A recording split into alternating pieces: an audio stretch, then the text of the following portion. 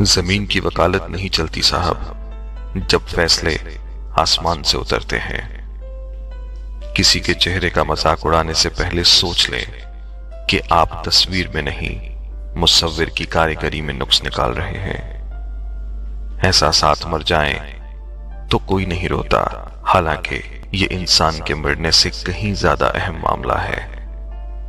उन लोगों पर अपने अल्फाज जाया मत करो जो लोग सिर्फ तुम्हारी खामोशी के मुस्तहिक हैं। जो अपने राज को राज रखना जानता है वो कामयाबी का रास्ता भी जानता है।